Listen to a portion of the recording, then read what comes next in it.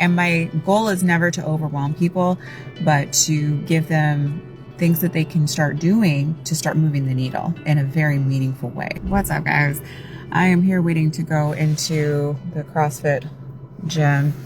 Not to do CrossFit though. I'm seeing my physical therapist, Dr. Desiree Lyle, for my routine PT, working on some hip pain and things like that has gotten so much better since I started working out with her. So that's helpful. I'm watching all these CrossFit people run around. Which is awesome. Like, everybody does their thing. And CrossFit's super fun, actually. I've done a few classes before. So anyways, I was going to come on today at some point, and I'm just going to squeeze this in because it's busy today and I can already see it getting away from me. I wanted to talk to you guys about motivation and what you do when you feel like things are just so freaking hard. I was just talking to a patient last night about all of the things that I do with my new patients. It's a lot. It's really a lot. And I appreciate that and I understand that. And my goal is never to overwhelm people, but to give them things that they can start doing to start moving the needle in a very meaningful way. So we find the root cause of what's going on. Is it your adrenals? Is it your thyroid? Is it your gut? Is it your hormones? Is it everything? Is it your sleep?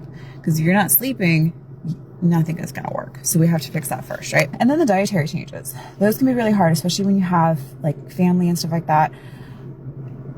I'm not going to lie. I kind of miss the days when I was single and living in an apartment and had no other obligations and could just like do whatever I wanted and eat whatever I wanted, which for me entailed like 4 ounces of ground turkey or ground beef, or some chicken breasts with whatever carb source I was having at the time and lots of vegetables.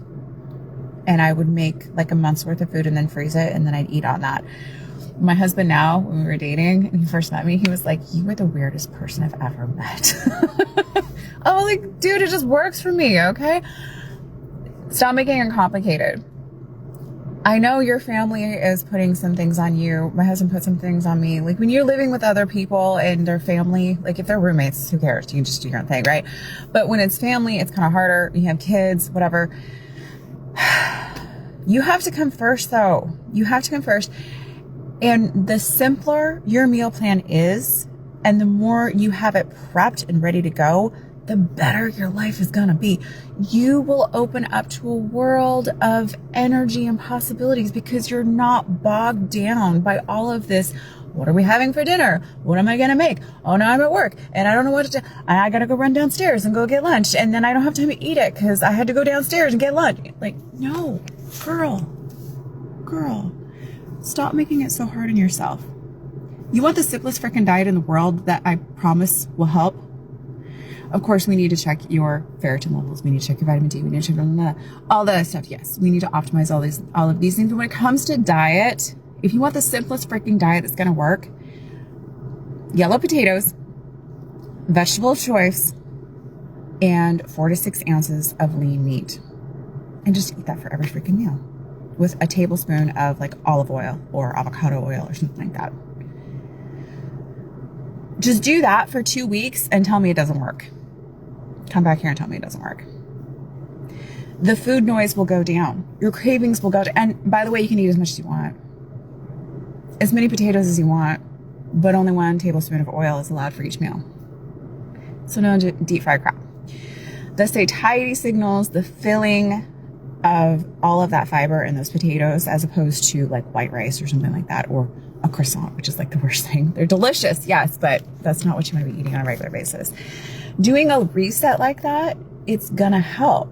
It's gonna decrease your bloating. It's gonna decrease your fat. And if you incorporate strength training, which you absolutely should, you start where you are, start with body weight, do what you can twice a week, up to 3 times a week.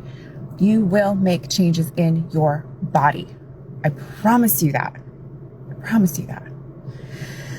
If you're so exhausted, you can't even think about that. There's no possible way. And you're so stressed out. That's another thing, girl. We got to deal with that. But that's what I'm here for. That's what I do. I take a look at your hormones. We do a deeper dive. We look at things like your ferritin level, which is your iron stores, because you can be fine on your iron, total iron, and not anemic, but be low in your iron stores and be very symptomatic. You can have subclinical hypothyroidism and be symptomatic. You can have chronic adrenal insufficiency from chronic fatigue and be symptomatic. You can be in perimenopause and your progesterone is dropping and your sleep is going to and you're symptomatic. Okay. So there's so many different things that can be going on there. So working with a knowledgeable provider and then getting yourself on a plan that will actually work for you and your lifestyle. And knowing that, yeah, there's going to be a bit of a lift here. The first couple of weeks are going to be a little rough, and then things start to even out and it gets better. It gets better. All right, I got to go to my appointment. I hope this helped. If it didn't, then disregard it. If it did, awesome. If there's anything you guys want to learn about perimenopause and menopause or training over 40, how to eat over 40, I'm your girl. DM me, follow me, leave comments. Other guys, bye.